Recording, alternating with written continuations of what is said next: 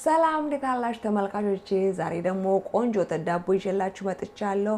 እንዲህ እንደምታዩት እንግዲህ ከደረቅ እርሾ ነው የምጀምረው። ደረቅ እርሾ ሳህን ላይ አረጋለሁ። ከዛ በመቀጠል ጥቂት ስኳር አረግና ከዛ እዚህ ጋር ለስ ያለ ወተት አለኝ። ለስ ያለ ወተቱን ወይም ደግሞ ቅዝቃዜውን የለቀቀ ወተት አለኝ፣ እሱን እጨምራለሁ። እንደ ወትሮ እንግዲህ ቢሆን ይሄንን ሂደት የምናደርገው በውሃ ነበር። ነገር ግን ዛሬ የወተት ዳቦ እንደመጋገራችን መጠን ወተት ነው የምንጠቀመው።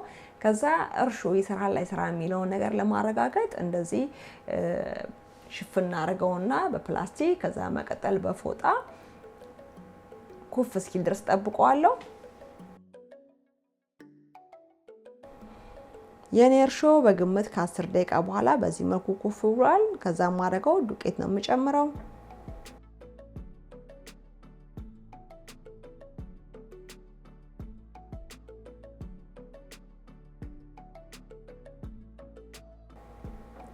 በመቀጠል እዚህ ጋር አንድ እንቁላል አለኝ። እንቁላሉ ንጹህ ነው ንጹህ አይደለም የሚለውን ነገር ለማወቅ እንደዚህ በሌላ ሳህን ላይ አየውና ከዛ ወደ ዱቄቴን የምጨምረው ማለት ነው። ይሄ ደግሞ ድንገት እንኳን የተበላሸ እንቁላል ቢሆን እንቁላሉን ብቻ ማለት ነው የምንደፋው።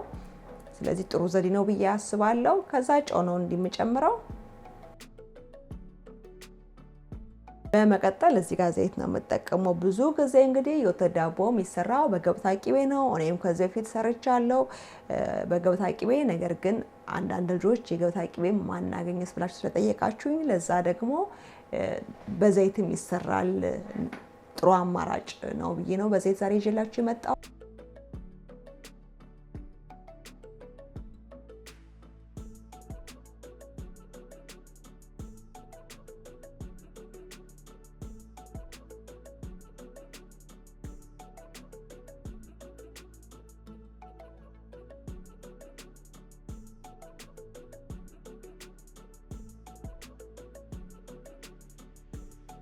ከዛ እንግዲህ ደረቁን ግብአት ከፈሳሹ ግብአት ጋር በደንብ አድርጌ ቀስ ብዬ ለውስና ለማሸት አመች ስለሆነ ሳህኑ ከታች ፎጣ አድርጌያለሁ። የመዳመጫ ጣውላይ ነው የማደርገው።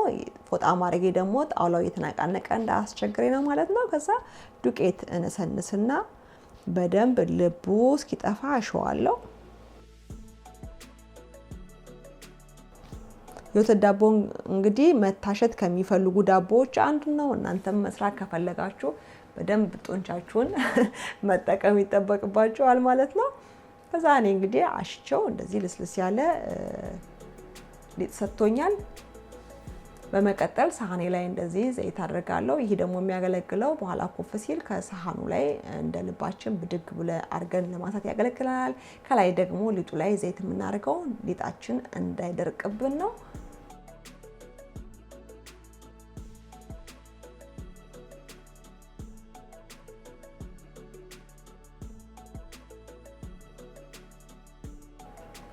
ከዛ መልሰን እንደዚህ ጥርዝ አርጌ ሽፍና አረገውና በላስቲኩ በመቀጠል በፎጣው ማለት ነው ኩፍ እንዲል እስኪል ይጠብቃለሁ። በዚህ መልኩ ኩፍ ብሏል የኔ ሊጥ ከ1 ሰዓት ከሩብ በኋላ።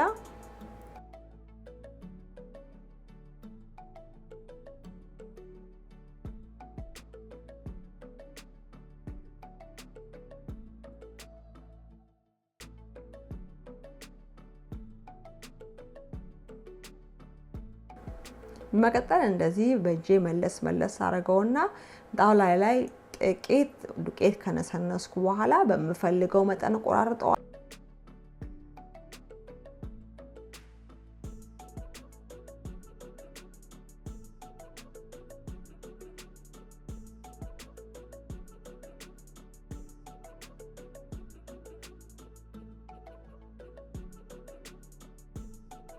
መጀመሪያ እንደዚህ ለ2 ቦታ ቆርጠዋለሁ። ቀጥሎ ለ4፣ ቀጥሎ ለ8 እያልኩኝ እኩል በግምት ከፋፍለዋለሁ ማለት ነው። እንዲህ እንደምታዩት እኔ 9 ትንንሽ መጠን ያላቸው ሊጥ አዘጋጅቻለሁ ማለት ነው። ከዛ የቆራረጥኩትን ሊጥ እንደገና የመዳመጫ ጣውላ ላይ አመጣና በእጄ እንደዚህ እየጠፈጠፍኩኝ ቅርጽ አስይዛቸዋለሁ። እናንተ ይሄንን እኔ በእጄ ማረጋውን ሂደት በመዳመጫ ማድረግ ትችላላችሁ። እኔ ግን ያው ለቤት ስለሆነ የምሰራውና ስራውንም ለማፋጠን ብዬ ነው ያው በእጄ የምጠቀመው። ምንም አያስቸግርም። በቃ እንደዚህ ተፈጥፉታላችሁ። ሳብ ሳብ አድርጋችሁ ሊጡን ከዛ መጠምለል ነው በቃ።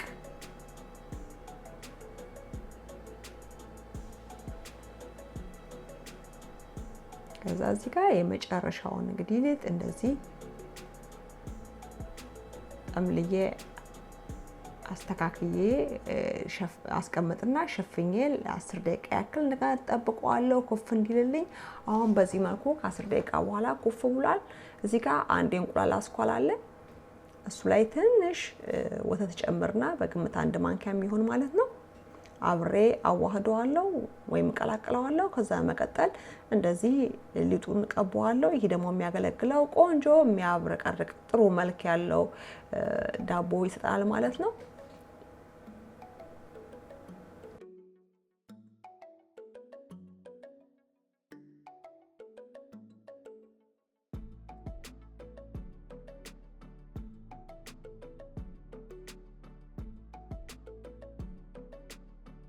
ከዛ ቀደም ብዬ በ180 ዲግሪ ሴልሺየስ የለኮስኩት ኦቭን አለ ለ45 ደቂቃ ያክል አበስለዋለሁ።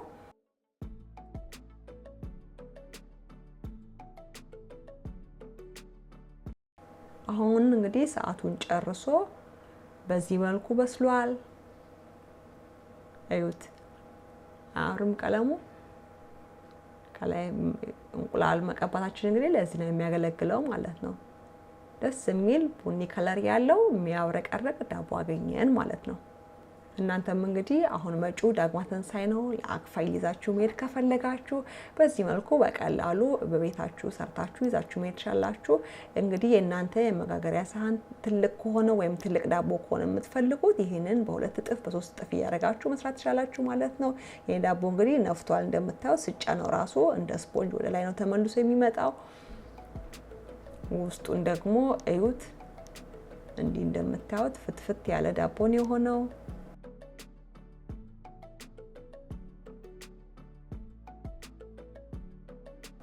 ጣዕሙም በጣም ቆንጆ ነበረ። ዘይቱም አልበዛበትም።